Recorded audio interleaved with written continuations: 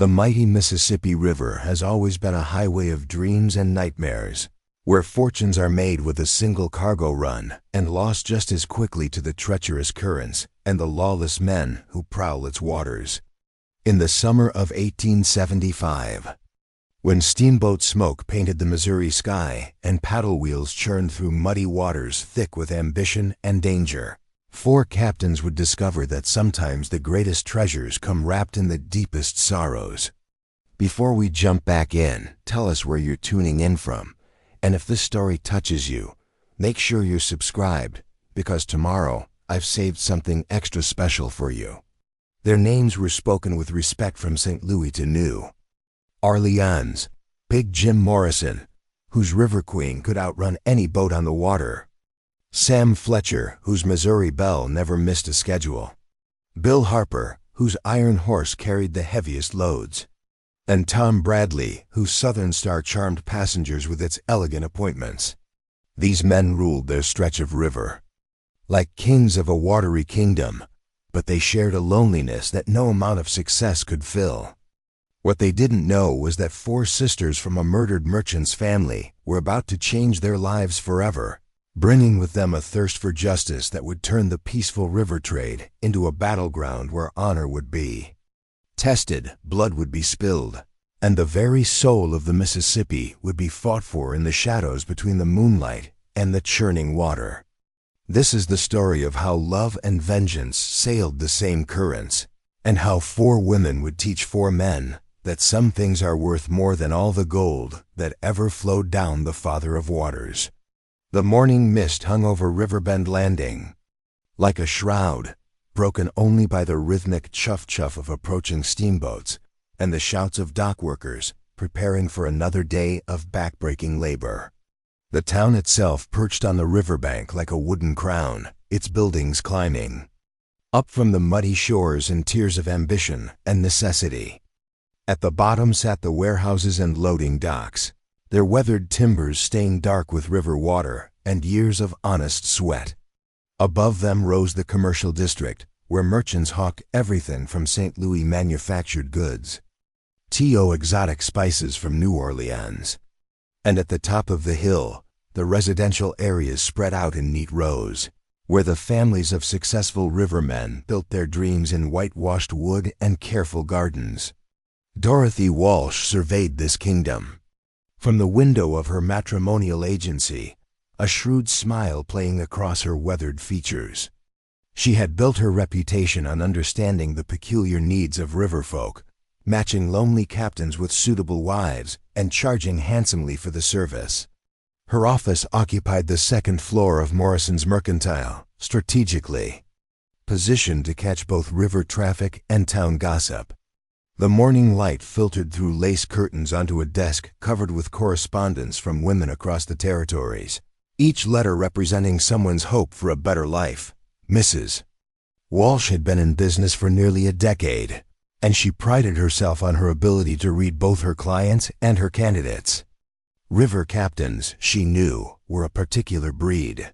They needed women who could handle the isolation when their men were on long runs, who could manage households with minimal supervision, and who possessed enough steel in their spines to deal with the rough characters that inevitably gravitated toward river towns. The 4 letters that had arrived the previous week, however, represented something entirely different from her usual clientele. Margaret Riverside had written with the careful penmanship of an educated woman, her words measured and thoughtful. She sought not just a husband, but a new beginning for herself and her 3 younger sisters. The tragedy that had befallen their family was mentioned only briefly, but Mrs. Walsh's experienced eye caught the pain between the lines. Their father had been murdered, their home destroyed, and they were left with nothing but each other and a burning need to escape the shadows of their past. Catherine's letter had been more practical, listing domestic skills and emphasizing their willingness to travel anywhere for the right opportunities. Elizabeth had added a postscript about their shared musical abilities and their experience in managing their father's business affairs. Sarah, the youngest at 19, had contributed a few lines about their loyalty to each other and their determination to face whatever challenges awaited them. What struck Mrs. Walsh most powerfully was their insistence on staying together. Most women seeking husbands through her agency were willing to go wherever fate took them, but these sisters had made it clear that they would only accept arrangements that allowed them to remain in the same area. This complicated matters considerably, but it also presented an intriguing opportunity. The 4 captains who had recently approached her represented the cream of Riverbend's river trade. Jim Morrison, at 38, owned not just his steamboat, but substantial interests in cotton warehouses and shipping contracts. Sam Fletcher, 35, had built his reputation on reliability and precision, never missing a delivery date and never losing a cargo. Bill Harper, the youngest at 29, compensated for his relative youth with aggressive business tactics and a willingness to take risks that other captains avoided. Tom Bradley, 33, had inherited his boat from his father, but had transformed it from a working vessel into something approaching a floating palace. Each man had approached Mrs. Walsh independently, expressing frustration with the limited social opportunities in a town where eligible women were vastly outnumbered by ambitious men. River work meant long absences from town, making traditional courtship nearly impossible. They wanted wives who understood the demands of their profession, women who could build homes worthy of their success. Mrs. Walsh had initially planned to match each captain with a different candidate from her extensive files, but the arrival of the Riverside sisters had sparked a different idea. If she could arrange for all 4 women to marry the 4 captains, she would not only collect 4 substantial fees, but also create a social foundation that could benefit the entire community. River captains' wives often became the backbone of river town society, organizing charitable works, cultural events, and the complex social networks that made frontier commerce possible. The challenge lay in convincing both parties that such an arrangement served their interests. The captains would need to agree to coordinate their proposals, and the sisters would need to be assured that they were choosing their own destinies rather than being assigned like cargo to convenient destinations. Mrs. Walsh began her preparations with characteristic thoroughness. She drafted careful letters to the Riverside sisters, describing Riverbend as a thriving community where industrious women could build prosperous lives. She emphasized the respectability of her clients, their established businesses, and their standing in the community. More importantly, she stressed that all 4 positions would allow the sisters to remain together while building their individual futures. To the captains, she presented the arrangement as an opportunity to establish themselves as the founding families of what could become the most important river port between St. Louis and New Orleans. 4 successful marriages would create a social structure that would attract other quality families to the area, increasing both property values and business opportunities. She also mentioned with calculated casualness that the sisters came from a merchant family and understood the complexities of river trade. The first response came from Tom Bradley, whose romantic nature was stirred by the idea of 4 sisters finding new lives together. He agreed immediately, suggesting that they could all be married in a grand ceremony that would establish Riverbend as a destination for river society. Sam Fletcher's reply was more cautious but equally positive, noting that a coordinated approach would allow them to share the considerable expenses of bringing 4 women from their current location. Bill Harper's enthusiasm was typically direct. He wanted to meet his prospective bride as soon as possible and was willing to advance money for their travel expenses. Jim Morrison's response was the most thoughtful and ultimately the most influential in Mrs. Walsh's planning. He suggested that they should prepare the town for the arrival of 4 educated women who would undoubtedly expect certain standards of accommodation and entertainment.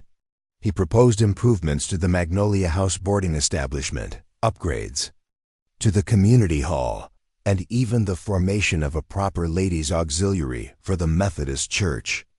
As Mrs. Walsh coordinated these preparations, She received regular updates from the Riverside sisters.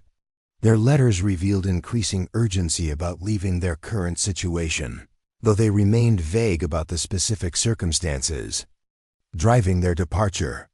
Margaret's most recent communication had mentioned renewed threats and their need to complete their departure before certain parties discovered their location. Mrs. Walsh sensed deeper currents beneath the surface of these communications, but her business thrived on discretion. Whatever had driven these women to seek new lives so far from home was their own concern, as long as they could fulfill their obligations as respectable wives to respectable men. The town of Riverbend itself began to buzz with anticipation as word spread about the approaching arrivals. The prospect of 4 weddings involving the most eligible bachelors in town created excitement that rippled through every social circle.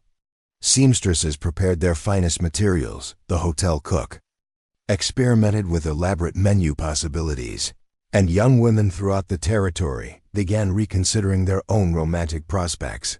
Preparing and narrating this story took us a lot of time, so if you are enjoying it, subscribe to our channel. It means a lot to us. Now back to the story. At the Golden Paddle Saloon, where river captains gathered to discuss business and compare their latest runs, conversation increasingly turned to speculation about their future wives. Jim Morrison, ever the leader, counseled patience and proper preparation. Sam Fletcher worried about the logistics of accommodating 4 new households simultaneously.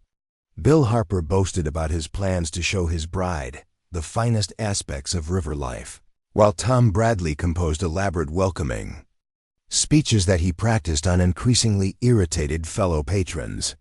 Captain Moses Jenkins, the eldest and most respected of the river captains, listened to their discussions with amusement and occasional warnings about the complexities of marriage. At 62, he had been married twice, buried 1 wife, and divorced another. His experience had taught him that successful marriages required more than good intentions and financial stability. "You boys are thinking about this like a business transaction," he observed one evening as the 4 captains discussed their plans. "Marriage ain't like shipping cotton or hauling passengers. Women ain't cargo that you load and deliver according to schedule. They got their own ideas about how things should work, and if you're smart, you'll listen to them more than you talk." His words carried weight because Moses Jenkins had navigated the river longer than any man still working. He had seen boom times and bust times, had survived Indian attacks, river pirates, and the chaos of the Civil War. His weathered hands and sharp eyes had guided countless tons of cargo safely through treacherous waters, and his judgment was sought on everything from weather patterns to business partnerships. "What do you know about these women beyond what the matchmaker told you?" he continued. "Mrs. Walsh is good at her business, but she's selling hope as much as she's arranging marriages. You'd better be prepared for the possibility that these ladies have their own ideas about what they want from life." Jim Morrison nodded thoughtfully. As the unofficial leader of their group, he felt responsible for ensuring that their collective venture succeeded. Mrs. Walsh mentioned they come from a merchant family. "They understand business, which should help them adjust to our lives." "Understanding business and living with a river captain are 2 different things," Moses replied. "Your work takes you away for weeks at a time. They'll be managing households, dealing with suppliers, handling social obligations, and probably running parts of your businesses while you're gone. That takes a special kind of woman." Sam Fletcher, who approached everything with methodical precision, had been keeping detailed notes about their prospective brides. According to their letters, they have experience managing their father's affairs. Margaret, the eldest, apparently handled his correspondence and accounts. Catherine managed household staff and supplies. Elizabeth dealt with customers and social functions. Sarah helped with inventory and shipping arrangements. Bill Harper laughed. "Sounds like they're more qualified to run our businesses than we are. Maybe we should put them in charge and retire to lives of leisure." "Don't joke about that. Tom Bradley said seriously.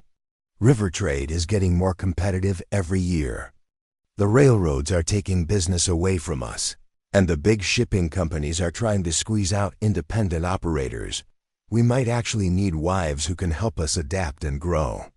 Their conversation was interrupted by the arrival of Sheriff Robert Clark, whose presence in the Golden Paddle usually meant either official business or unofficial warnings about potential trouble. Clark was a solid man in his 40s, with the careful eyes of someone who had learned to read danger in faces and situations.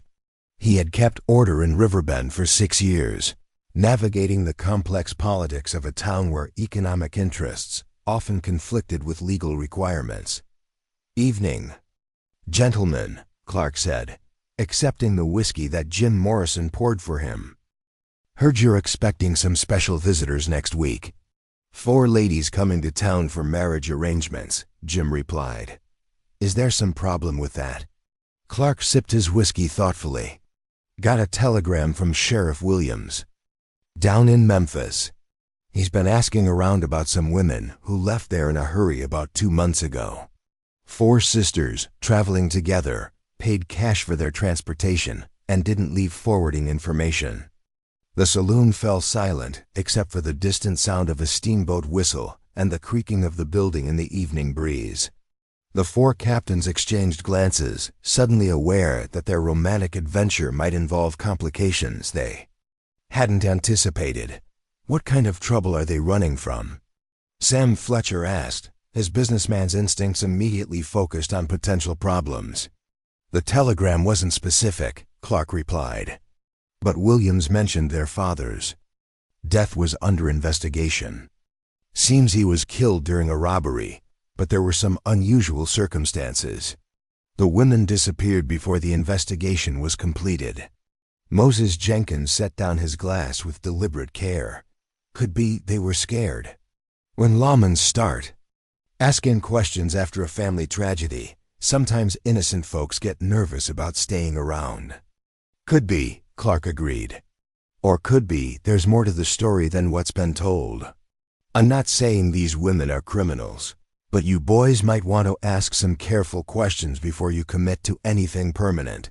Bill Harper's face flushed with anger. "Are you suggesting Mrs. Walsh would arrange marriages for fugitives? She's got a reputation to protect." "I'm suggesting," Clark said calmly, "that matchmakers don't always get the complete truth from their clients. People seeking new lives often have good reasons for wanting to leave their old ones behind." Jim Morrison's mind was already working through the implications. As the leader of their group, he felt responsible for protecting not just his own interests but those of his friends. "What do you recommend, Sheriff? When they arrive, I'll have a friendly conversation with them. Nothing official, just making sure there aren't any outstanding warrants or legal problems that might follow them here. If they're clean, then you proceed as planned. If there are complications, well, you'll have to decide how much risk you're willing to accept." The meeting broke up on that sobering note, with each captain returning to his own boat or lodgings to consider the unexpected dimensions their romantic plans had acquired. The excitement of the past weeks was now tempered by uncertainty and the nagging worry that their new wives might bring more than just their personal belongings to Riverbend. As the town settled into sleep, Mrs. Walsh reviewed her correspondence one final time. The Riverside sisters would arrive on the packet steamer Northern Light in 5 days, carrying with them their hopes for new lives and whatever secrets they had chosen not to share. The 4 captains would meet them at the dock, beginning courtships that could transform not just their personal lives, but the entire character of their community. But in the shadows of planning and preparation, darker currents were already stirring. News of the sisters' destination had reached other ears, carried by the same networks of gossip and commerce that connected every river town from Minnesota to the Gulf of Mexico. Men with violent intentions and long memories were beginning to take interest in the movements of Henry Riverside's daughters, and the peaceful waters around Riverbend were about to become very dangerous indeed. The Northern Light arrived at Riverbend, landing on a Tuesday morning when the river ran high and coffee-colored from recent rains upriver. Her twin smokestacks painted dark streams against the pale sky as Captain Wesley Turner guided her through the tricky currents near Devil's Bend with the practiced ease of 30 years on the water. The packet steamer carried the usual mix of cargo and passengers, but word had already spread among the crew about the 4 women traveling together in Kotobi, the first-class cabin, women who had paid their fares in gold coins and spoken little during the 3-day journey from Memphis. Margaret Riverside stood at the railing as the boat approached the landing, her dark hair pinned severely back and her traveling dress wrinkled from days of restless sleep. At 26, she carried herself with the rigid posture of someone who had learned too young that the world offered no mercy to those who showed weakness. Her gray eyes surveyed the town spreading up from the riverbank, cataloging details with the sharp attention her father had taught her to apply to every new business opportunity. Behind her, Catherine paced the narrow deck space with nervous energy, her practical mind already working through the logistics of establishing 4 new households in an unfamiliar place. Elizabeth sat quietly on a folding chair, her hands clasped tightly in her lap as she watched the dock workers preparing to receive the boat. At 22, she possessed a gentleness that had somehow survived the brutal circumstances of recent months, though careful observers would have noticed the steel beneath her soft-spoken manner. Sarah, 19 and trembling with a mixture of excitement and terror, gripped the railing until her knuckles showed white. She had never been further from home than the next county, and the vast expanse of the Mississippi River seemed to represent both infinite possibility and terrifying uncertainty. The sisters had spent the journey discussing their strategy with the same methodical planning that had helped them survive the weeks following their father's murder. They would be polite but reserved during initial meetings, gathering information about their prospective husbands while revealing as little as possible about their own circumstances. They would present themselves as grieving daughters seeking new beginnings, which was true enough without delving into the more dangerous aspects of their situation. On the dock below, the 4 captains waited with varying degrees of nervous anticipation. Jim Morrison had dressed in his finest black suit and polished his boots until they gleamed like obsidian. His weathered hands, scarred from years of handling ropes and machinery, fidgeted with his watch chain as he mentally rehearsed the welcoming speech he had prepared. Sam Fletcher stood slightly apart, his methodical nature expressing itself in the precise arrangement of his clothing and the careful way he observed the approaching boat for signs of his future wife's character. Bill Harper could barely contain his excitement, shifting from foot to foot like a schoolboy waiting for Christmas morning. His red hair had been slicked back with pomade, and his usually boisterous manner was tempered by an uncharacteristic uncertainty about making the right first impression. Tom Bradley had positioned himself where the morning light would show his profile to best advantage, having spent considerable time that morning ensuring his appearance would meet the standards of a woman accustomed to refined society. Mrs. Walsh supervised the proceedings from the shade of her parasol, her sharp eyes missing nothing as she evaluated both parties in this carefully orchestrated meeting. She had staked her professional reputation on the success of these arrangements, and the presence of Sheriff Clark in the background served as an unwelcome reminder that complications could still derail her carefully laid plans. The Northern Light bumped against the dock with practiced precision, her crew already moving to secure lines and position the gangplank. Captain Turner appeared on the bridge, touching his cap to the waiting crowd as deckhands began the complex process of unloading cargo and passengers. The usual chaos of a packet boat arrival filled the air with shouting, creaking wood, and the hiss of escaping steam. Margaret was the first sister to appear at the top of the gangplank, her traveling bag in hand and her chin raised with determined dignity. She paused for a moment, surveying the four men below with the same careful attention she had once applied to evaluating potential business partners for her father's enterprises.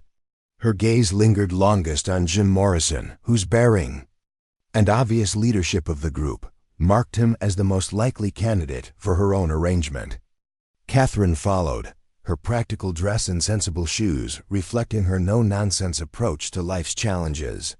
She carried a larger bag and what appeared to be a small wooden case containing documents or personal papers. Her survey of the waiting men was more methodical, clearly cataloging details that would help her assess their suitability as husbands and business partners. Elizabeth descended with the graceful movements of someone who had been trained in proper deportment, her simple but elegant dress and careful grooming suggesting refinement despite their reduced circumstances. She offered a tentative smile to the waiting men, her natural warmth struggling against the caution that recent experiences had taught her. Sarah came last, her youthful energy barely contained as she took in the bustling activity of the riverfront. Despite everything they had endured, she retained an optimism that her older sisters worked to protect and encourage. Her bright blue dress and eager expression provided a stark contrast to the more reserved demeanor of her siblings. Mrs. Walsh stepped forward as the sisters reached the bottom of the gangplank, her professional smile warm but carefully controlled. "Miss Riverside, I presume," she said, addressing Margaret with the confidence of someone accustomed to managing social situations. "Welcome to Riverbend. I trust your journey was comfortable." "Adequate, thank you," Margaret replied, her voice carrying the cultured tones of someone who had received proper education. "We appreciate your assistance in arranging our travel and accommodations." The formal introduction proceeded with careful precision, Mrs. Walsh presenting each captain to the appropriate sister, based on their correspondence and her assessment of compatible personalities. Jim Morrison stepped forward to meet Margaret, removing his hat with old-fashioned courtesy as he offered a slight bow. "Miss Margaret Riverside," Mrs. Walsh announced. "May I present Captain James Morrison, owner and operator of the Steamboat River Queen, and one of our community's most respected businessmen." Margaret extended her gloved hand, studying Jim's face as he took it briefly in his own calloused fingers. "Captain Morrison," she said formally, "I understand you have considerable experience in river commerce." 20 years on the water," Jim replied, his voice deeper and more resonant than she had expected. "Built my business from a single flatboat to a fleet of 3 steamers. I believe in honest dealing and hard work." Something in his direct manner and lack of pretension appealed to Margaret's practical nature. She had grown up around men who made their living through careful planning and calculated risks, and she recognized those qualities in Jim Morrison's bearing and speech. Sam Fletcher's introduction to Catherine proceeded with similar formality, though both parties seemed more focused on practical considerations than romantic possibilities. Catherine's questions about his business practices and shipping schedules revealed her understanding of commercial operations, while Sam's inquiries about her experience managing household affairs demonstrated his appreciation for competence and organization. Bill Harper's meeting with Elizabeth created an immediate contrast in their temperaments. His enthusiastic description of river life and his plans for showing her the finest aspects of Steamboat society seemed to overwhelm her. Quiet nature, though she listened with polite attention to his animated discussion of cargo routes and passenger accommodations. Tom Bradley's introduction to Sarah proved the most naturally comfortable, perhaps because their similar ages and her obvious excitement about new experiences matched his romantic view of their situation. His description of the Southern Stars, elegant appointments, and his vision of entertaining distinguished passengers clearly captured her imagination. Sheriff Clark maintained his distance during these initial meetings, but his presence served as a subtle reminder that official scrutiny awaited the sisters' integration into the community. Mrs. Walsh had briefed him on the arrangements, and he planned to conduct his inquiries after they had settled into their accommodations. The Magnolia House had been prepared to receive the sisters with as much luxury as Riverbend could provide.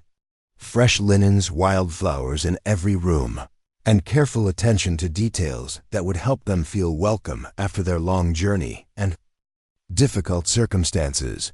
Mrs. Eleanor Hartwell, the proprietress, had been thoroughly briefed on the importance of these guests and the potential impact their successful settlement could have on the town's reputation.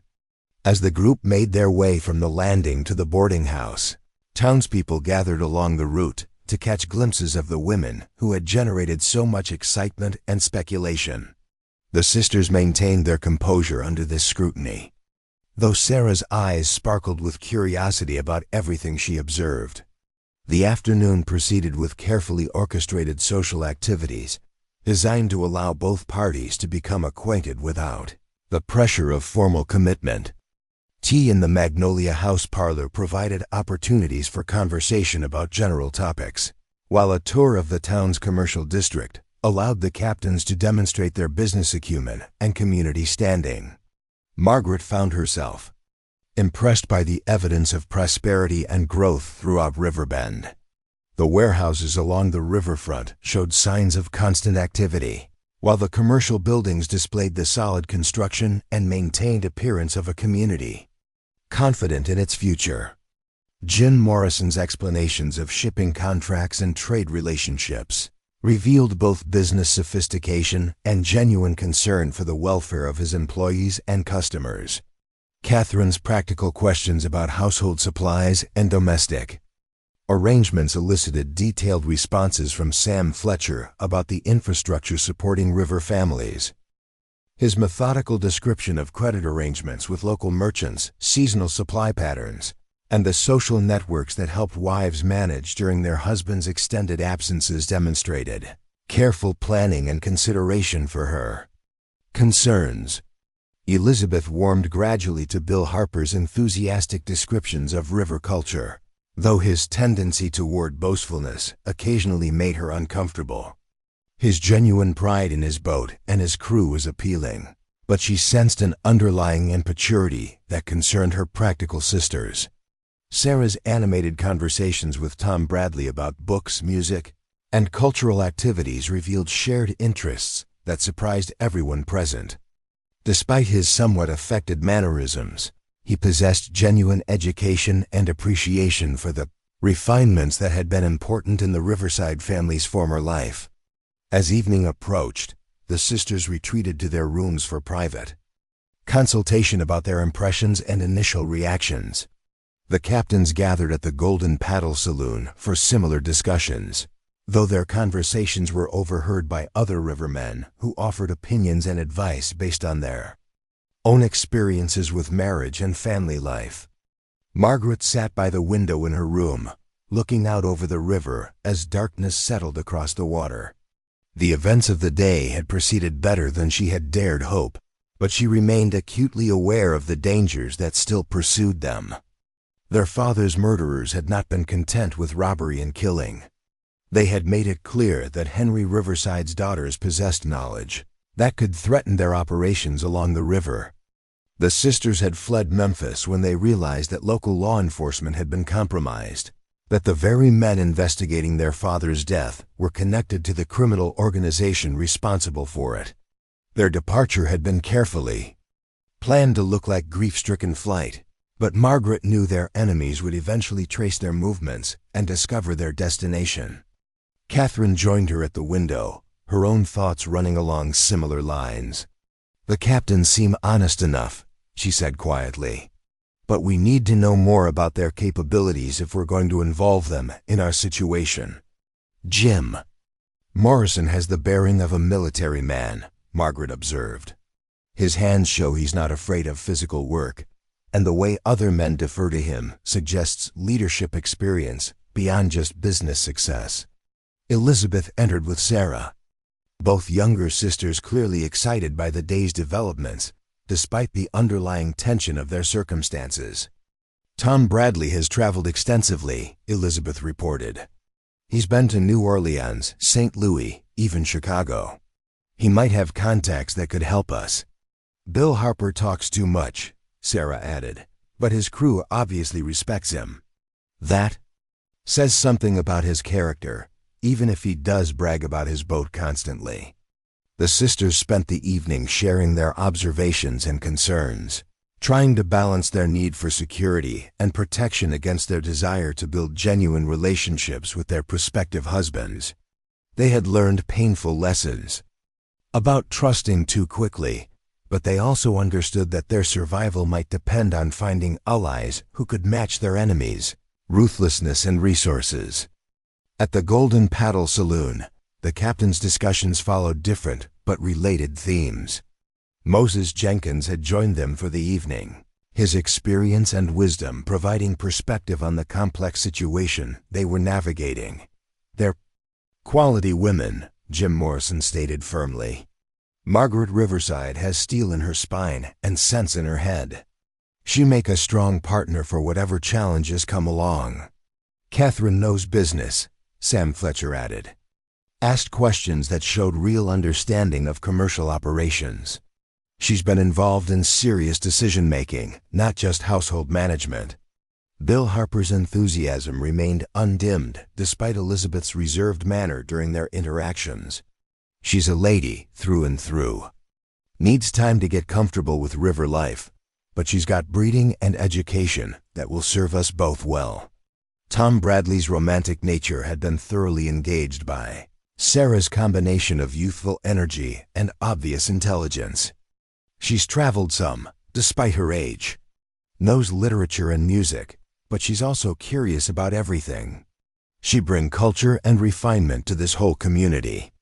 Moses Jenkins listened to their assessments with the careful attention of someone who had learned to read between the lines of what people said and did. "You boys are thinking with your hearts, which isn't necessarily bad, but you might want to consider what Sheriff Clark mentioned about their circumstances." "What do you mean?" Jim asked, though his tone suggested he had been wrestling with similar concerns. 4 educated women don't usually end up needing arranged marriages unless something significant has disrupted their normal expectations, Moses replied. "Their father's death in a robbery is tragic, but it doesn't explain why they left their home territory so quickly, or why they're so eager to marry men they've never met." Sam Fletcher's methodical mind had been working through similar questions. Mrs. Walsh mentioned they had limited time to make arrangements. "That suggests pressure beyond just grief and financial necessity." "Could be they witnessed something during the robbery," Bill Harper suggested. "Maybe they're running from men who don't want them talking to law enforcement." Tom Bradley's face sobered as the implications became clear. "If that's true, we could be putting the whole town at risk by harboring them. Or," Jim Morrison said quietly, "we could be providing protection they desperately need while gaining wives who understand that marriage involves sharing both good times and dangers." Their conversation was interrupted by the arrival of a late packet boat, its whistle echoing across the water as it approached the landing. Night arrivals were unusual except for emergency situations or valuable cargo that couldn't wait for daylight. The captains exchanged glances, their collective experience suggesting that unexpected boat traffic often meant complications. Sheriff Clark appeared in the saloon's doorway, his expression grim as he surveyed the gathered river men. "That's the Delta Swan," he announced. "Captain Miller's boat out of New Orleans. He's got 3 passengers who've been asking questions about 4 women traveling together." The temperature in the room seemed to drop as the implications of this news settled over the assembled men. If the sisters were being pursued, their enemies had moved faster than anyone had anticipated. The peaceful courtship that had begun that morning was about to become something much more dangerous. "What kind of questions?" Jim Morrison asked, his voice carrying the authoritative tone that marked him as the unofficial leader of Riverbend's river captains. "The kind that suggests they're not friends or family," Clark replied grimly. "Miller says they paid premium rates for fast passage and seemed real interested in boat schedules and passenger manifests. They're armed and they've got the look of men who make their living through violence." Margaret Riverside stood at her window in the Magnolia House, watching the late arrival with growing dread. She had hoped for more time to establish their new lives before their past caught up with them. But the appearance of the Delta Swan suggested that Black Jack, Donovan's men, had traced their movements with terrifying efficiency. She moved quietly to Catherine's room, knowing that their brief respite was ending and that the real test of their new relationships was about to begin. The four captains who had courted them with flowers and poetry were about to discover that their prospective brides came with enemies who would stop at nothing to silence them forever. The sisters gathered in Margaret's room as the Delta Swan's passengers disembarked into the darkness of Riverbend Landing. Through the window, they could see Sheriff Clark meeting the new arrivals, his body language tense as he listened to their inquiries. The peaceful river town that had offered them sanctuary was about to become a battleground, and four women who had hoped to build new lives in safety were about to learn whether their chosen protectors possessed the courage and skill to face the deadly men who had murdered their father and now sought to complete their work by eliminating his daughters. The three men who stepped off the Delta Swan moved with the predatory grace of wolves circling a wounded deer. Their leader, a tall man with a Confederate cavalry officer's bearing and a jagged scar running from his left ear to the corner of his mouth, surveyed Riverbend Landing with calculating eyes that missed nothing. Marcus Kane had earned his reputation as Black Jack Donovan's most effective enforcer through a combination of tactical brilliance and absolute ruthlessness that had left a trail of unmarked graves from Cairo to Natchez. Behind him walked Luther Pike, a former river pilot whose intimate knowledge of every sandbar, channel, and hiding place on the Mississippi made him invaluable for the kind of work that required quick escapes and untraceable movements. Pike's weathered face showed the permanent squint of someone who had spent decades reading water conditions, but his pale eyes held the cold intelligence of a man who had learned to navigate human nature with the same precision he applied to treacherous currents. The third member of their group presented the most deceptive appearance. Jonas Webb looked like a prosperous merchant or traveling salesman, his well-tailored clothes and affable manner designed to disarm suspicion and encourage confidences. In reality, he possessed an encyclopedic knowledge of criminal networks throughout the river territories and the social skills necessary to extract information from reluctant sources without raising alarm. Sheriff Clark met them at the gangplank with the careful politeness that frontier lawmen used when dealing with potentially dangerous strangers. His years of experience had taught him to read the subtle signs that marked men who lived by violence. And these three displayed every indicator despite their civilized appearance.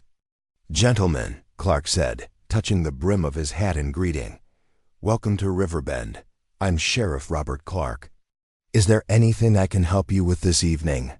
Marcus Kane stepped forward with the easy confidence of someone accustomed to commanding respect through force of personality.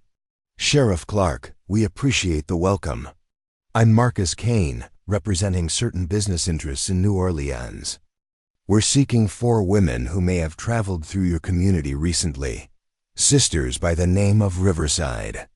"Can't say the name sounds familiar," Clark replied, his expression carefully neutral. "What's your business with these ladies?" "Family matter," Jonas Webb interjected smoothly, his merchant smile never wavering. "Their father's estate requires some documentation that only they can provide. We've been authorized by the probate court to locate them and facilitate the necessary legal proceedings." Clark had heard enough legal double talk during his career to recognize evasion when he heard it, but he also understood the delicate position these men's arrival had created. Direct confrontation with potentially violent criminals could endanger the entire town, while cooperation might lead them straight to the women they sought. "Well," he said slowly, "if such ladies were in our community, they'd likely be staying at the Magnolia House. Mrs. Hartwell runs a respectable establishment for traveling ladies. But seeing as it's past 9 o'clock, I'd suggest you gentlemen Find rooms for the night and conduct your business during proper hours. Marcus Kane's smile held no warmth as he nodded his agreement. Of course, Sheriff. We wouldn't want to disturb respectable folks at this hour. Perhaps you could recommend accommodations for the night? Henderson's Hotel, just up the hill from the landing, Clark replied. Clean beds and decent food. Mrs. Henderson will see you settled. As the three men gathered their luggage and made their way toward the hotel, Clark's mind was already working through the implications of their arrival. His instincts told him that these were the kind of men who left bodies behind when their business was concluded, and the carefully worded telegram from Memphis had suggested that the Riverside sisters' father had died under suspicious circumstances that remained unresolved. At the Golden Paddle Saloon, the arrival of the strangers had galvanized the river captains into serious discussion about their responsibilities and options. Moses Jenkins had seen enough violence during his long career to recognize the signs of approaching trouble, and his weathered face was grim as he outlined the potential consequences of the current situation. Those aren't law enforcement officers, he stated flatly. Real legal business gets conducted through proper channels with official documentation. Late-night concerns in Riverbend, when men show up asking questions in the dead of night, they're usually not looking to serve legal papers.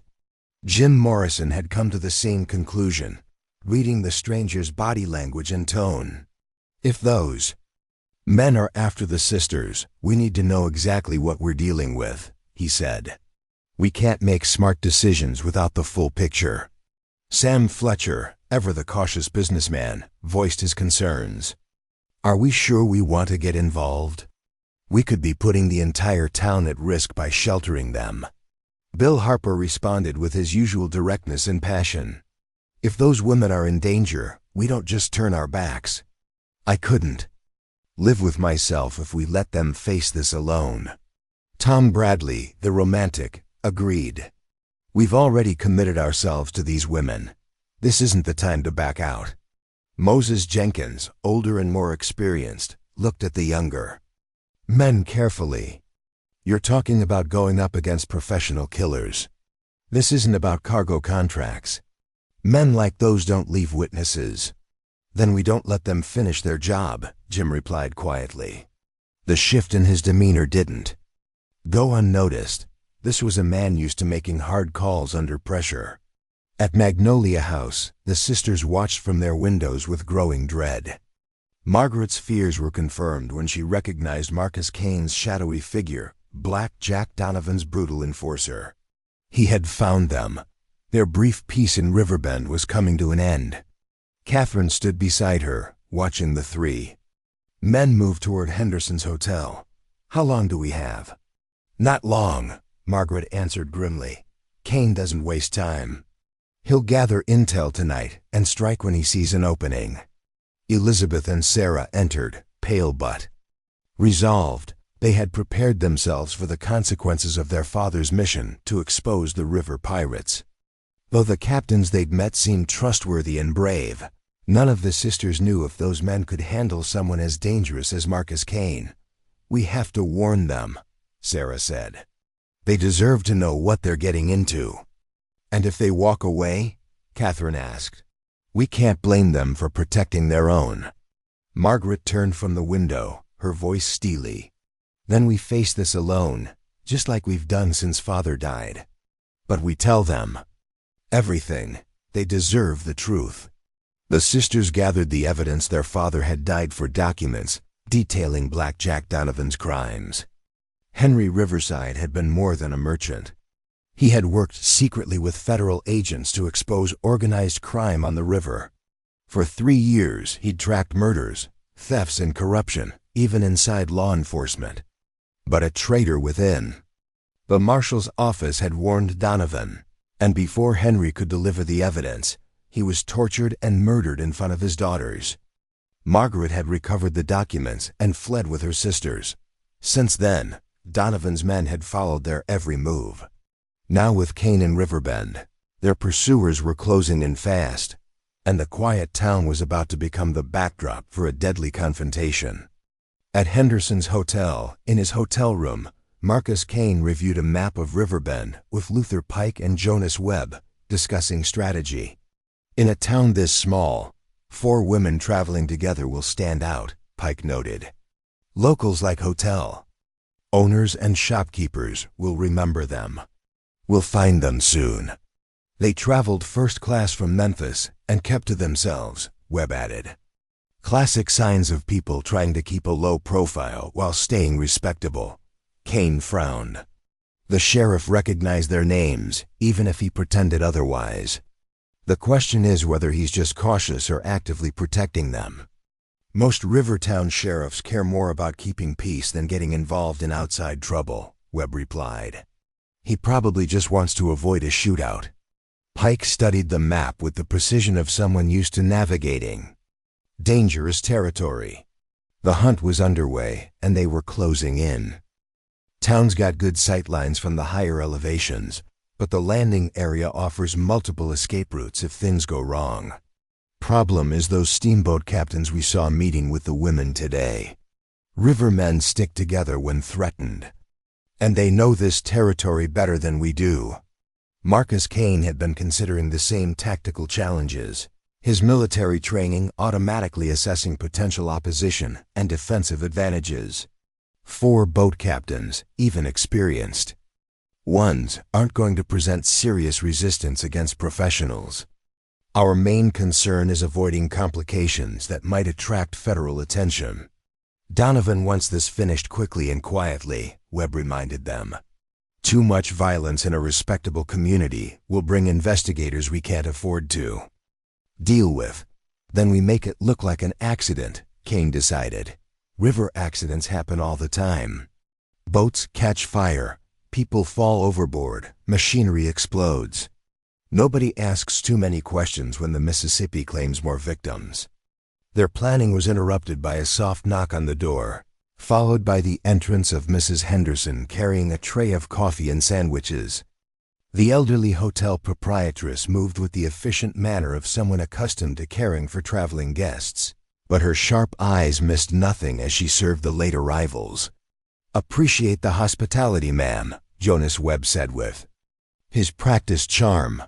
"Fine establishment you're running here." "Thank you kindly," Mrs. Henderson replied. "Don't get many visitors arriving this late, but river folks keep irregular hours. You gentlemen here on business?" "Legal matters," Webb explained smoothly. "Tracking down some heirs to an estate. 4 sisters who may have passed through your community recently." Mrs. Henderson's expression remained carefully neutral, but years of managing a hotel in a river town had taught her to recognize dangerous men, regardless of their outward appearance. "Can't say I recall anyone matching that description, but you might check with Mrs. Hartwell at the Magnolia House. She specializes in accommodating ladies traveling without male escort." After she left, Marcus Kane smiled grimly at his companions. "She knows exactly who we're looking for, which confirms they're here. Also means word of our arrival will spread quickly through whatever networks these people use to share information." "Could work to our advantage," Pike suggested. "If they're warned we're here, they might panic and make mistakes. Frightened people don't think clearly about escape routes or defensive positioning." Webb shook his head. "From what we learned in Memphis, these women have been thinking several steps ahead since their father's death.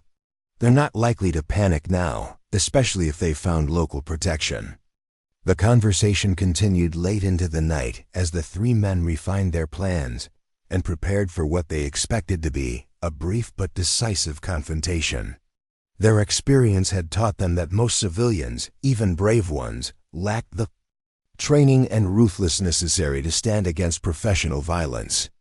What they didn't understand was that the Riverside sisters had spent weeks preparing for this encounter, and the 4 steamboat captains they had chosen as husbands possessed skills and resources that went far beyond what their peaceful occupations might suggest. Dawn approached with unusual activity throughout Riverbend as word of the strangers' arrival spread through the informal networks that connected every business and household in the community. Mrs. Henderson's carefully casual inquiries had been noted and discussed, while Sheriff Clark's late-night conversations with several prominent citizens had generated additional speculation about potential trouble. At the Magnolia House, the sisters had spent the dark hours completing their preparations for what they feared might be their final day. Margaret had written detailed letters explaining their situation and the evidence against Black Jack Donovan's organization, documents that Catherine would attempt to deliver to federal authorities if the others didn't survive the coming confrontation. Elizabeth and Sarah had packed their few remaining valuables and personal papers in small bags that could be carried easily if rapid escape became necessary. They had also prepared themselves emotionally for the possibility that their brief hopes for normal lives and loving marriages might end in violence and death. As the eastern sky began to lighten with the approaching sunrise, Margaret made her decision about how to proceed. The four captains deserved to know the full truth about their situation, including the deadly consequences that might result from offering protection to Henry Riverside's daughters. She dressed carefully in her most respectable traveling outfit and made her way quietly through the boarding house corridors to the front parlor, where she would wait for the captains to arrive for their planned morning meeting. Whatever happened in the hours ahead, she was determined that these good men would face it with complete knowledge of the stakes involved. The final confrontation between the hunters and their prey was approaching with the inexorable certainty of a river current flowing toward dangerous rapids, and the peaceful community of Riverbend was about to discover that sometimes the most ordinary-looking people carry the most extraordinary secrets.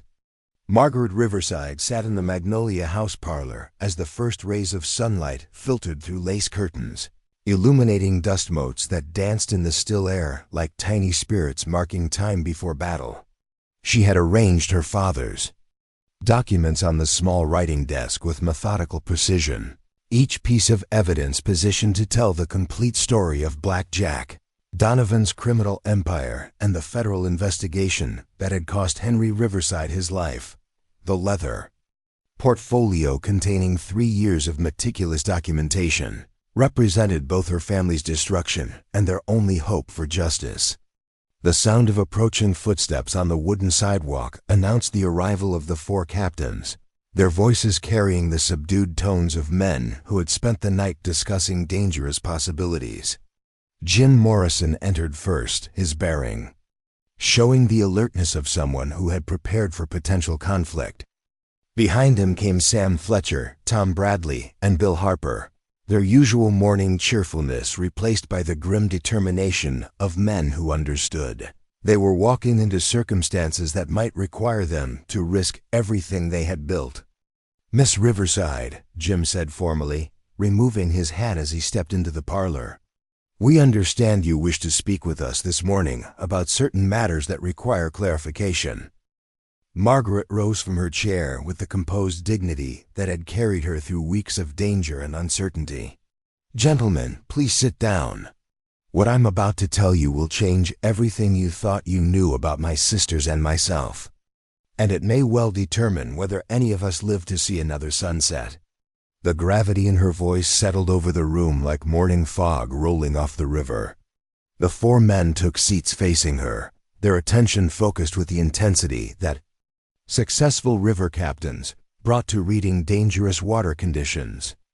Each had survived years of navigating treacherous currents, sudden storms, and mechanical failures that could kill the unwary.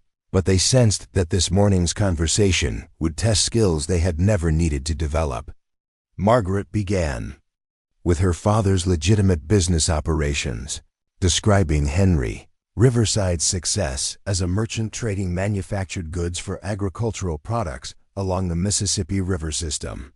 His warehouse in Memphis had served as a distribution center for merchandise flowing between St. Louis and New Orleans, and his reputation for honest dealing had made him a trusted intermediary for businesses throughout the region. "What you couldn't have known," she continued, "was that Father's commercial activities provided perfect cover for his real work. For 3 years, he served as an intelligence gatherer for federal marshals investigating criminal operations along the river. His legitimate business relationships gave him access to information about cargo movements, shipping schedules, and the corrupt officials who protected organized criminal activities. Sam Fletcher leaned forward in his chair, his methodical mind immediately grasping the implications of this revelation. Your father was documenting evidence against river pirates and the people who sheltered them. Black Jack Donovan's organization controlled criminal activities from Cairo to Natchez, Margaret confirmed. Cargo theft, passenger robbery, extortion of legitimate businesses, and murder of anyone who threatened their operations. Father compiled detailed records of their crimes, including the names of law enforcement officers, judges, and government officials who accepted bribes to ignore their activities. Bill Harper's face flushed with anger as understanding dawned. They killed him to stop him from turning over evidence to federal authorities. Father was tortured before he died, Margaret replied, her voice steady despite the pain that flickered in her eyes. They wanted him to reveal where he had hidden his records and whether he had shared information with other investigators. My sisters and I arrived at the warehouse during his final moments, hidden in a cargo wagon that allowed us to witness his murder without being detected. Tom Bradley's romantic nature was horrified by the brutality she described. Dear God, you saw your own father killed by these monsters. We saw Marcus Kane, Donovan's chief enforcer, directing the torture while his men searched for Father's evidence, Margaret continued. When Father finally died without revealing anything useful, Kane ordered a search for his family. He knew that Father's daughters might possess knowledge about his intelligence activities or the location of his hidden documents. Jim Morrison studied the documents spread across the writing desk, his experienced eye recognizing the thoroughness and professional quality of the evidence they represented. You managed to recover your father's records before fleeing Memphis. Margaret nodded. Father had taught me where he kept his most sensitive materials, and I was able to retrieve them while Kane's men were destroying the warehouse to make his death look like a robbery gone wrong. But our escape didn't go unnoticed. Donovan's network includes informants throughout the river territories, and they've been tracking our movements ever since. The parlor fell silent except for the distant sounds of morning river traffic and the creaking of the boarding house settling in the warming air. The four captains absorbed the magnitude of what they had learned, understanding that their simple desire for wives and companionship had entangled them in a web of federal investigation, organized crime, and deadly pursuit that stretched across multiple states. Catherine Riverside appeared in the parlor doorway, her practical dress and determined expression showing her readiness to face whatever consequences their revelations might bring. The three men who arrived last night are Marcus Kane, Luther, Pike, and Jonas Webb, she announced.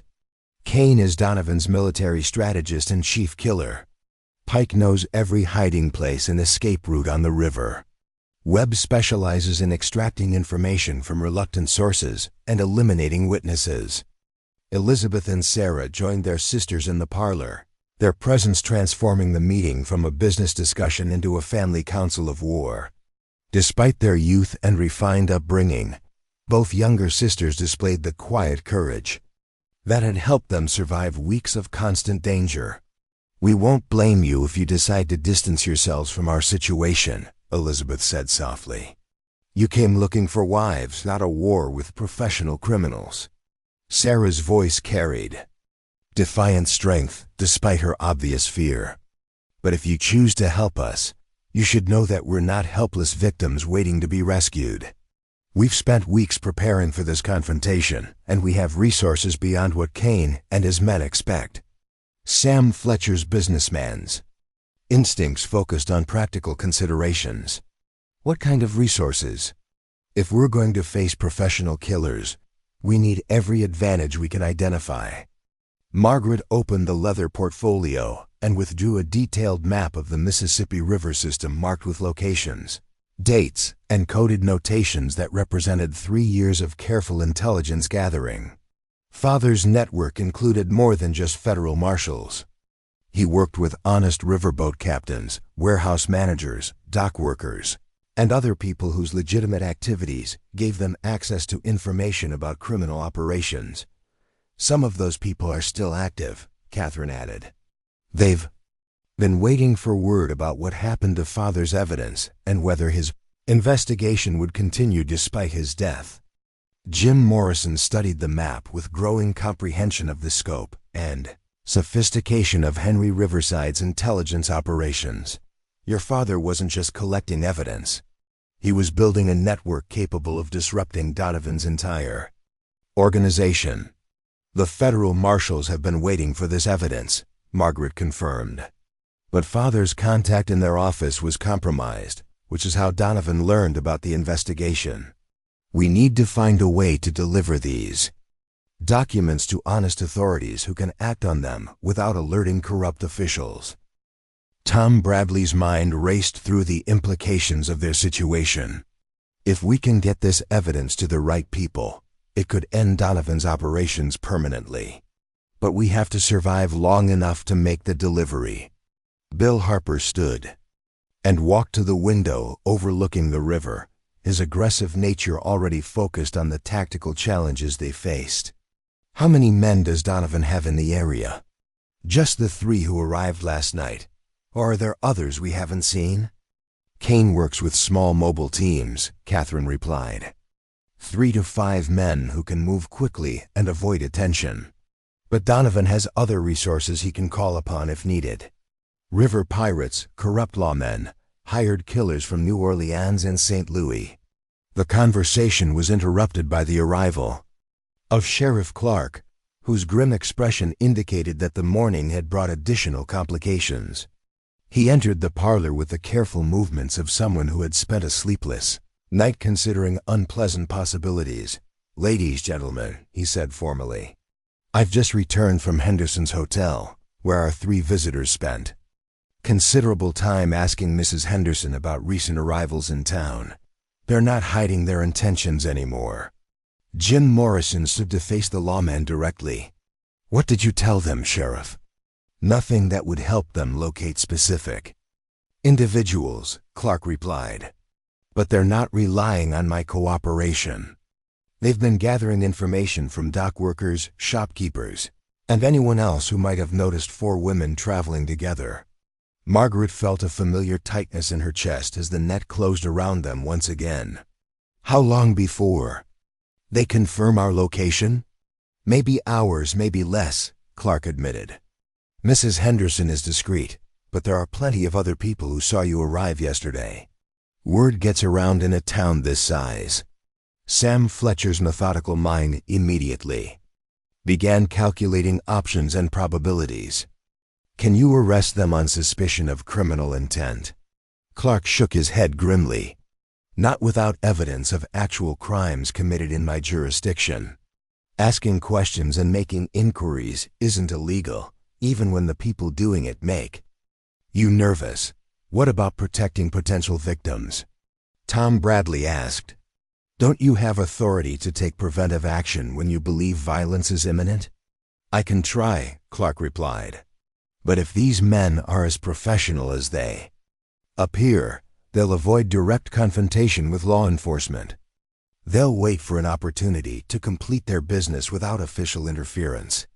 The sheriff's assessment confirmed what Margaret had feared since Marcus Kane's arrival. The hunters would not be deterred by local law enforcement, and any protection Sheriff Clark might offer would be temporary at best. Their survival depended on resources and strategies that went beyond conventional legal procedures. Moses Jenkins arrived at the Magnolia House as the morning sun climbed higher, his weathered face showing the concern of someone who had recognized the signs of approaching violence. The veteran riverboat captain had spent decades navigating not just dangerous waters, but dangerous men, and his experience had taught him to read the subtle indicators that marked potential battlefields. "Talked to some of the dock workers this morning," he reported to the assembled group.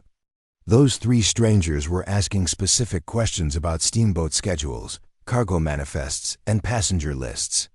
They're planning something that involves river transportation. Bill Harper's aggressive instincts immediately focused on the tactical implications. They might be planning to force us onto a boat where they can control the situation completely. River accidents don't attract the same attention as violence in town. Or they could be identifying escape routes for after they complete their business here, Elizabeth suggested, her gentle nature balanced by a sharp intelligence that had helped her family survive their father's dangerous work.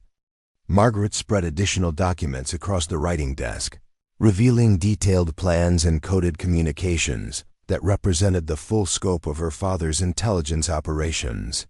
Father anticipated that his network might need to continue operating without him. He established contingency plans for getting evidence to federal authorities through alternative channels. What kind of alternatives?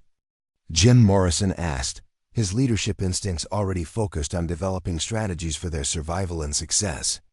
Captain Daniel Walsh operates the mail packet Independence between St. Louis and New Orleans, Catherine explained.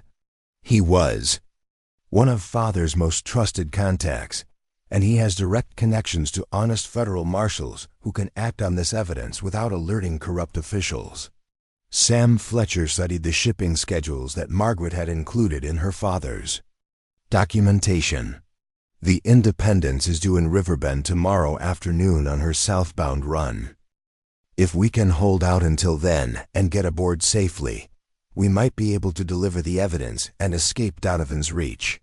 Assuming Kane doesn't move against us before then, Sarah observed, her youthful optimism tempered by hard-earned realism about their enemy's capabilities.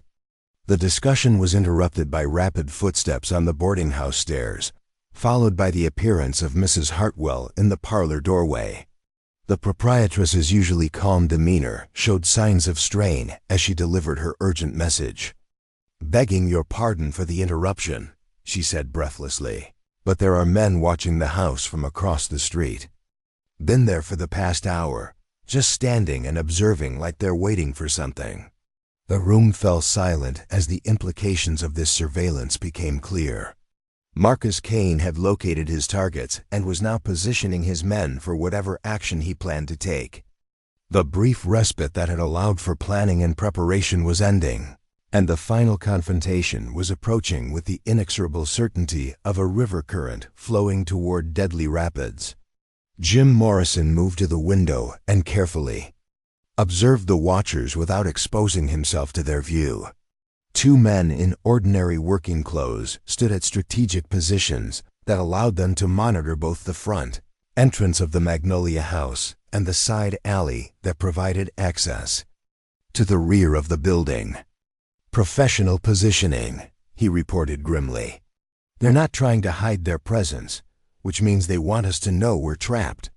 Classic intimidation tactic to force panic decisions." Margaret felt the familiar mixture of fear and determination that had sustained her through weeks of pursuit and danger. The moment she had dreaded and prepared for was finally at hand, and the fate of her sisters, their evidence against Black Jack Donovan, and the 4 brave men who had chosen to stand with them would be decided in the next few hours. The hunters had found their prey, but the Riverside sisters and their newfound allies were not the helpless victims that Marcus Kane expected. The peaceful river town of Riverbend was about to become the stage for a confrontation that would determine whether justice or corruption would control the mighty Mississippi River, and whether love could survive in a world where violence seemed to be the only law that mattered. The morning sun cast long shadows across Riverbend Landing as Marcus Kane stood on the second-floor balcony of Henderson's Hotel, studying the town spread below him with the calculating eyes of a predator preparing to strike. His vantage point offered clear sightlines to the Magnolia House, where his surveillance team had confirmed the presence of their targets. After weeks of pursuit across 3 states, the daughters of Henry Riverside were finally within his grasp, trapped in a small river town with limited escape routes and no significant protection, beyond a local sheriff and 4 steamboat captains who had no idea what they were facing. Luther Pike joined him on the balcony, carrying a steaming cup of coffee and a detailed report from their overnight reconnaissance activities. The former river pilot had spent the dark hours mapping every dock, warehouse, and alley in Riverbend, identifying the tactical advantages and potential complications that might affect their planned operation. "Town's got good defensive positions for anyone who knows how to use them," Pike reported. "High ground overlooks the landing area, but there are multiple water approaches that avoid the main channel. Problem is those 4 steamboat captains have their boats positioned to control river traffic in and out of the area." Marcus Kane sipped his own coffee while considering the implications of Pike's assessment. His military experience had taught him to respect opponents who understood terrain and logistics, and steamboat captains by definition possessed both qualities in abundance. "What's your read on their capabilities?" "Morrison's got the bearing of an ex-military officer," Pike replied. "Moves like someone who's commanded men in combat situations. Fletcher's careful and methodical, which suggests engineering or artillery." Background: Harper's young and aggressive, probably cavalry or infantry. Bradley's harder to read, but he carries himself like someone who's comfortable with violence when necessary. Jonas Webb appeared in the hotel's doorway carrying his own intelligence report based on conversations with various townspeople during the previous evening's socializing. His merchant's disguise had served him well in extracting information from bartenders, shop clerks, and other sources who rarely paid attention to well-dressed strangers making casual inquiries. "The sisters have been busy since their arrival," Webb announced. "Multiple meetings with the captains, extended conversations with Sheriff Clark, and considerable time spent reviewing documents in private. They're not just hiding from us anymore. They're actively planning something." Kane's expression hardened as he absorbed this information. His experience hunting federal informants and witnesses had taught him to recognize the signs when targets shifted from passive evasion to active resistance. The Riverside sisters had apparently decided to make their stand in Riverbend, which meant the quick, quiet elimination he preferred would no longer be possible. "How many allies have they recruited?" he asked. "The 4 captains are committed," Webb replied. "Sheriff Clark's being cautious, but he's leaning toward protection rather than cooperation with outside authorities. There's also an older riverboat captain named Jenkins who seems to serve as an informal advisor to the others." Pike studied the river traffic below with the practiced eye of someone who had spent decades reading water conditions and boat movements. "The Independence is due in tomorrow afternoon on her regular mail run. Captain Walsh has connections throughout the Federal Marshal Service, and the sisters might be planning to use his boat as their escape route." Marcus Kane nodded grimly. Daniel Walsh's reputation for assisting federal investigations was well known among criminal organizations operating along the Mississippi River system. If the sisters managed to board the Independence with their evidence, Black Jack Donovan's entire network would be exposed to coordinated law enforcement action that could destroy decades of carefully constructed criminal enterprise. "We move today," Kane decided, "before they can consolidate their defenses or arrange additional help. Pike, I want you to position our boat for rapid departure as soon as we complete the operation. Webb, continue gathering intelligence about their exact location and any defensive preparations they might have made." At the Magnolia House, the sisters and their newfound allies were conducting their own strategic planning session in the boarding house's dining room, where Mrs. Hartwell had provided them with privacy and a large table suitable for spreading maps and documents. The atmosphere was tense but determined as 8 people who had known each other for less than 48 hours prepared to risk their lives in a confrontation with professional killers. Margaret Riverside stood at the head of the table, her father's intelligence documents arranged in precise order as she outlined the tactical situation they faced. Kane's surveillance team confirms that he's preparing for immediate action. "We can't wait for the Independence's arrival tomorrow afternoon. We need to act now while we still have some control over timing and circumstances." Jim Morrison studied The town map with the careful attention he had once applied to navigating treacherous river channels during his military service. The high ground around the church and school building offers good defensive positions, but Kane won't attack where we're strongest. He'll try to force us into a situation where his professional training gives him maximum advantage. Sam Fletcher had been calculating supplies, ammunition, and logistical requirements with his characteristic methodical approach. We've got 4 boats, experienced crews, and knowledge of local water conditions. If we can reach the river, we can outrun or outfight anything might have available. Bill Harper's aggressive nature was focused on the offensive possibilities their situation offered. Why wait for him to come to us? We know where he's staying, we know his team size, and we've got local support. Take the fight to them before they're ready. Tom Bradley's romantic instincts were tempered by practical concerns for the safety of the women he hoped to protect. Whatever we do, we need to ensure the sisters reach safety, even if some of us don't survive the encounter. Their evidence is more important than our personal interests. Catherine Riverside had been studying shipping schedules and river traffic patterns with the same business acumen she had applied to her father's commercial operations.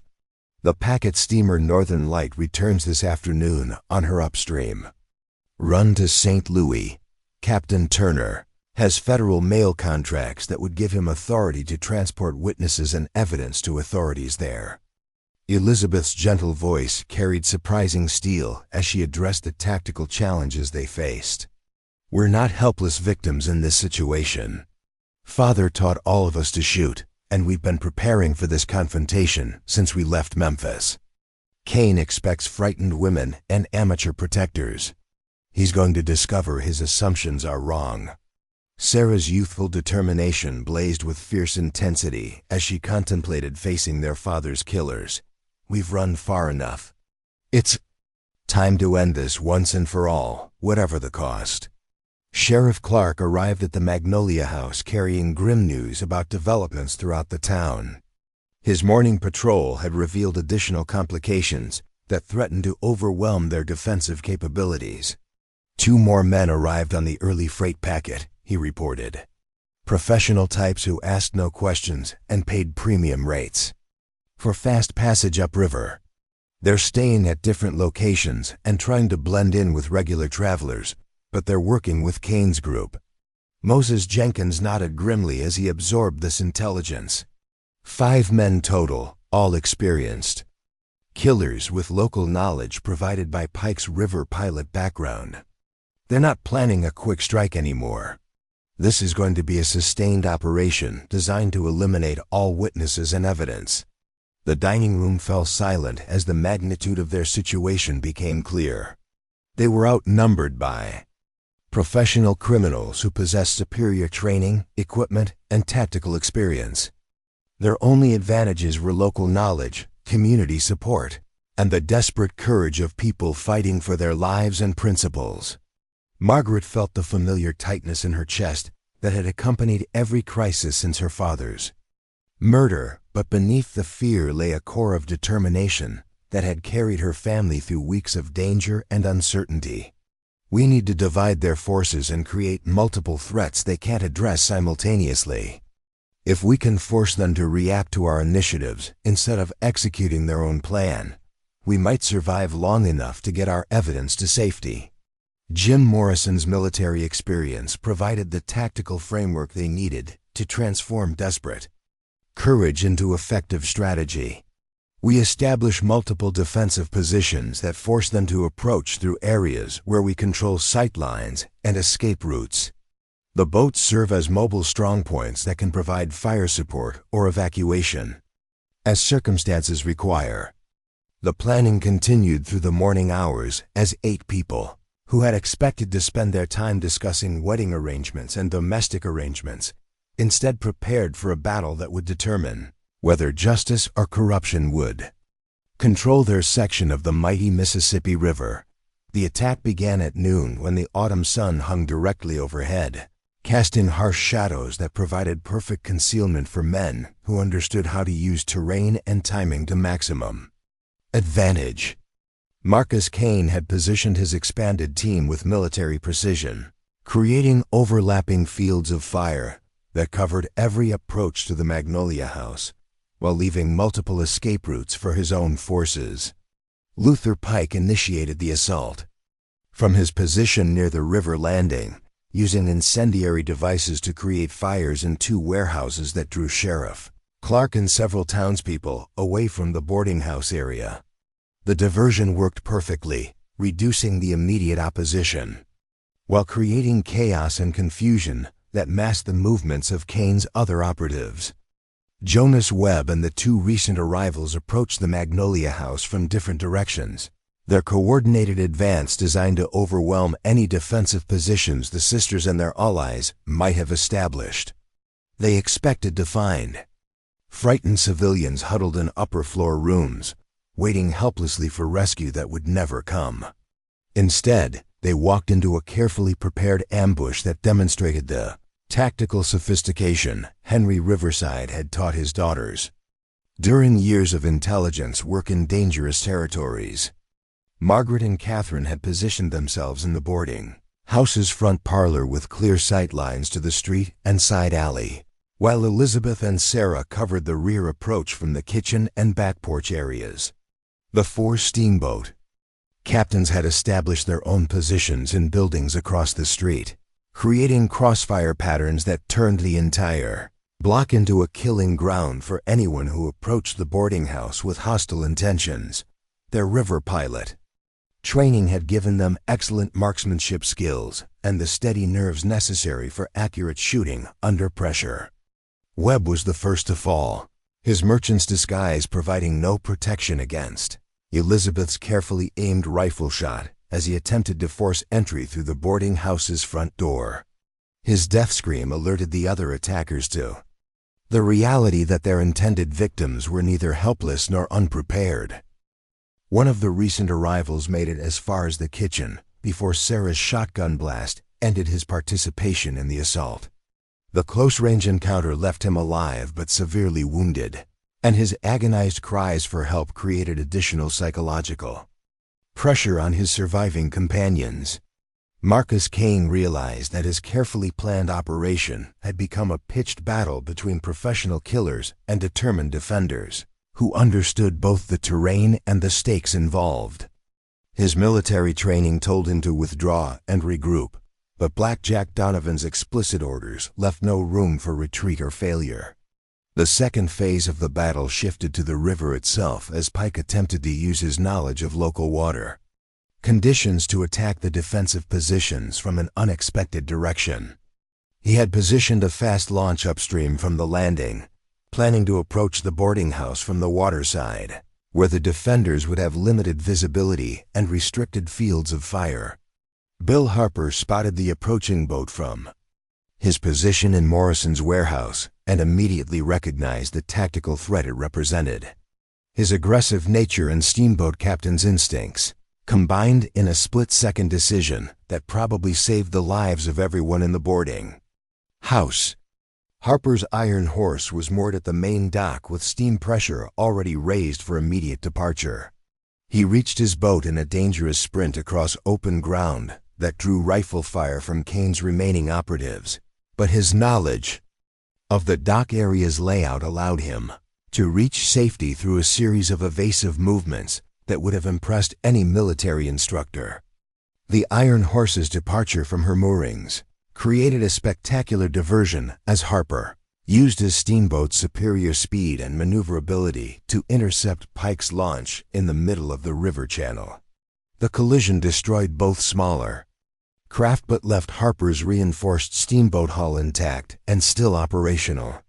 Pike's death in the river eliminated Kane's most valuable tactical asset, while demonstrating to the remaining attackers that their opponents possessed resources and capabilities far beyond what they had anticipated.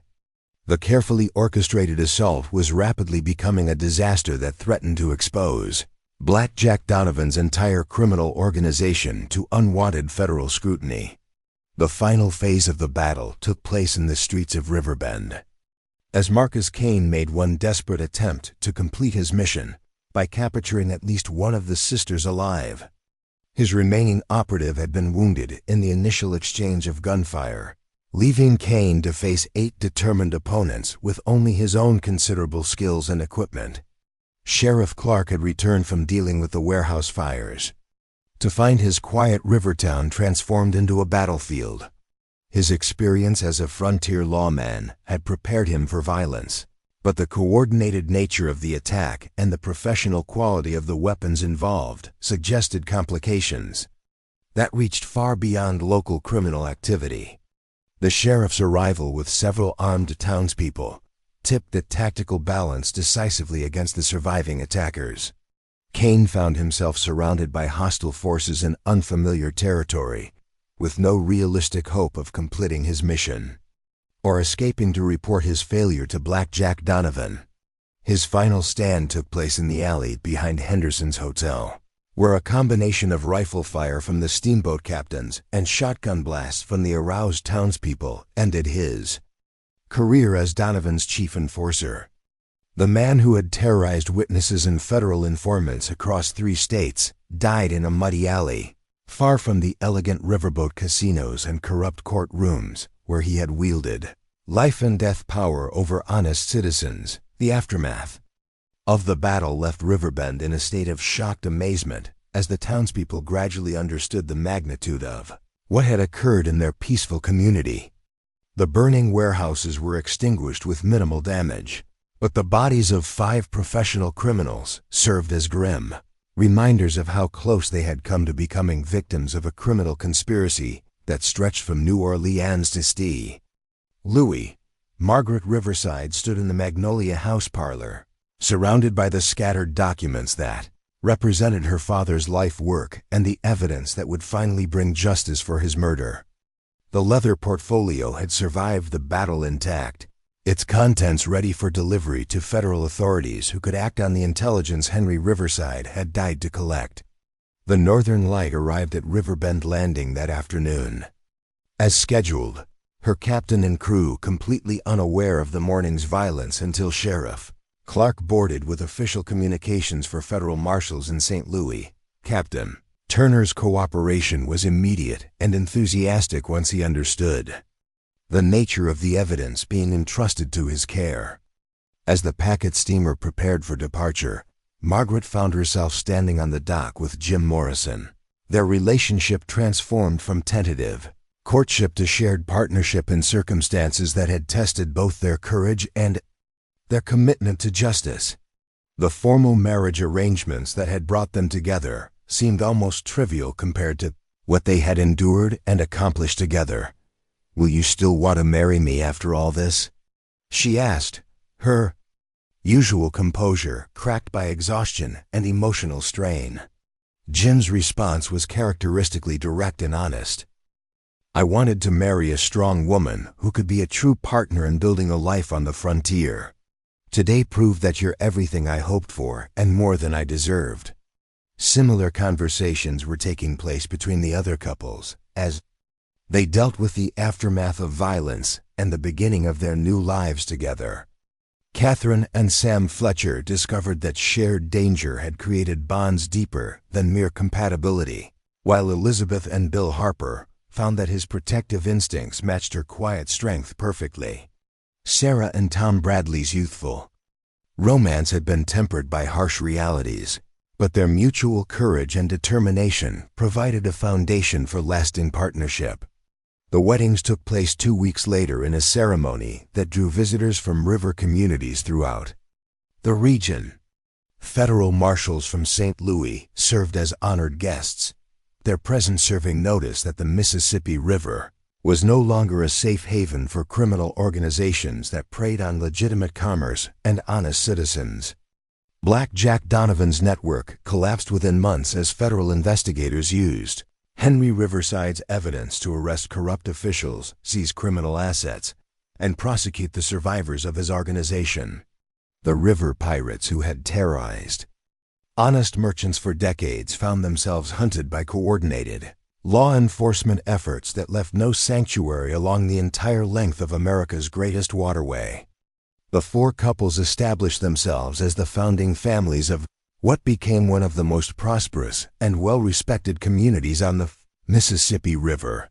Their children grew up hearing stories of the battle that had made their peaceful lives possible, and their grandchildren inherited both the prosperity and the principles that their grandparents had fought to establish. Margaret Morrison became the unofficial historian of their family's experiences, writing detailed accounts of the investigation that had cost her father his life and the battle that had finally brought justice for his sacrifice. Her memoir served as both family record and historical document, ensuring that future generations would understand the price that had been paid for their freedom from criminal tyranny. The Magnolia House was expanded and renamed the Riverside Inn in honor of the sisters whose courage had transformed a quiet river town into a symbol of justice triumphant over corruption. Travelers throughout the Mississippi River system knew they could find honest dealing and safe accommodation in Riverbend, protected by 4 families whose commitment to law and order had been tested in the crucible of actual combat. Sheriff Clark served the community for another 20 years, his reputation enhanced by his role in the destruction of the Donovan organization. His experience during the battle became the foundation for improved coordination between local law enforcement and federal authorities throughout the river territories. Moses Jenkins lived to see the completion of the railroad bridge that finally connected Riverbend to the National Transportation Network, but he never stopped believing that the river remained the most important highway in America. His stories of the old days, when criminal gangs controlled vast stretches of the Mississippi, served as cautionary tales for younger generations who took their safety and prosperity for granted. The legacy of that autumn morning in 1875 extended far beyond the personal happiness of 4 couples who had found love in the midst of danger. Their victory over professional criminals and corrupt officials demonstrated that ordinary citizens possess the courage and capability necessary to defend their communities against organized evil, provided they were willing to accept the risks that such defense required. The peaceful waters around Riverbend Landing continued to carry commerce and passengers between the great cities of the American heartland, but they also carried the memory of a battle that had proven that justice and law could triumph over violence and corruption when brave people were willing to fight for the principles they believed in. Up next, you've got 2 more standout stories right on your screen. If this one hit the mark, you won't want to pass these up. Just click and check them out.